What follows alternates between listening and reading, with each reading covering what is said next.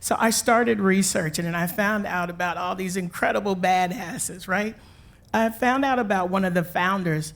She was born in January, same birthday as mine, but it just so happens she's the first woman to get a PhD in economics in the US, look it up. She became the first Black woman to get a law degree from the University of Pennsylvania. I'm talking in 1920. This was a badass, a trailblazer. And on the real, I wanted nothing more now, all of a sudden, to become a member, right?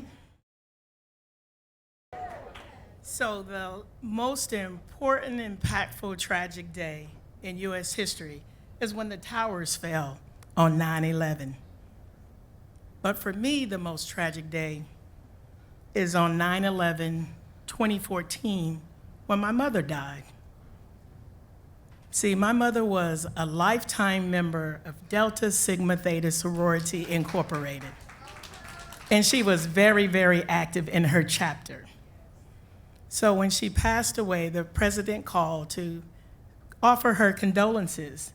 And they said how much my mother was loved and respected by all the members of the sorority. I was so grateful for the call. I was just thankful that they called. And I was just trying to keep it all together, you know? I was trying to think about all my mother's wishes and how I could honor them. So I thought about, I knew what clothes she wanted to have on. I knew what songs she wanted sang and by whom. But most importantly, I knew that she wanted to be buried with her sorority pin. So when the president asked, do you want the Omega Omega service? That's a rite of passage for members. I said, absolutely yes. But because I was not a member, my niece, her soror, who was a member, would have to handle all of the details. Because as a non-member, I was considered an outsider. Well, let me tell you, I was okay with that because I considered myself a GDI. What is that? A goddamn independent.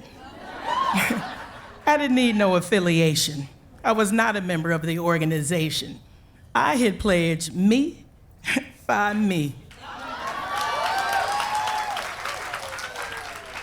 So you think, that's all I need was me. My mom had told me that I could do anything and be anybody that I wanted to be.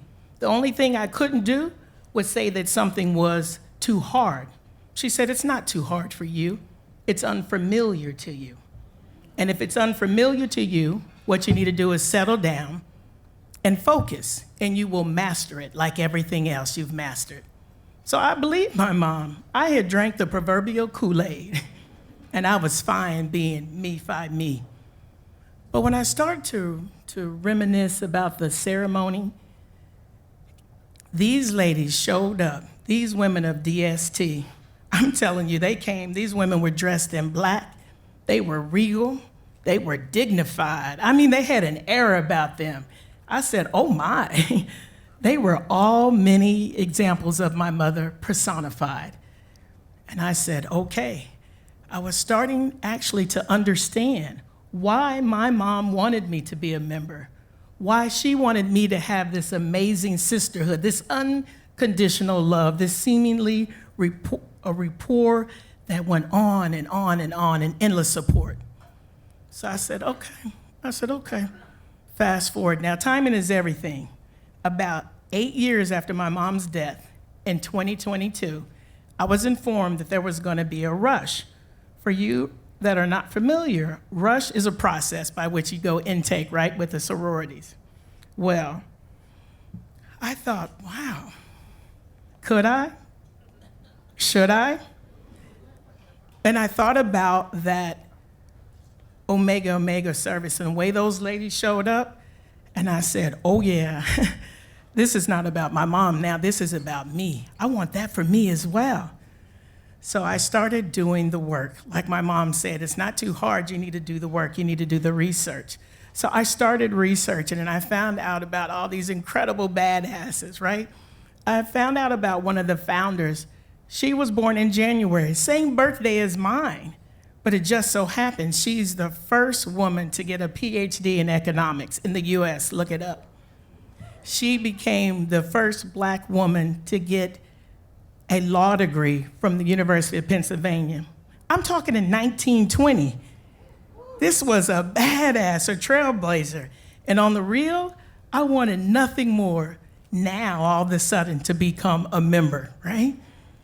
So come with me now. It's a rush. More coincidence. My mother's birthday, I kid you not, February the 4th last year is the rush. So there were 1,250 women vying for a position. There's a process. I won't tell you about it, but there's a process. They chose 79 of us. We were the creme de la creme. So now when I think about badasses, I was like, oh wow, imagine me. I'm a 59-year-old woman online. That's the pledging process, right? I'm online with 79 women. Now we range in ages from 24 to 62. None of us could shine. We could just stand in line. And they put us in line for uniformity. I was number 36. And I started learning about my line. And you talk about badasses. One of my line sisters was a PhD candidacy she had a PhD candidacy in engineering, but her focus is medical robotics. This chick builds robots that do surgery. I said, well, damn. There was some doctors, there was lawyers, there was CPAs, psychologists. I said, okay, yeah, I done found my community. This is my tribe, this is where I need to be. I was feeling the sisterhood and I was learning what it was about to be a member of DST. So now, April 23, last year, we crossed. We became members of Delta Sigma Theta. Give it up, give it up. And what was really, really special about it, my mom had pinned my niece 20 years ago, almost exactly to the day.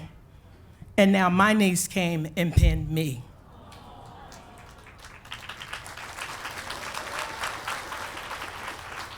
So we learned about how to become one. It was amazing. And now I'm feeling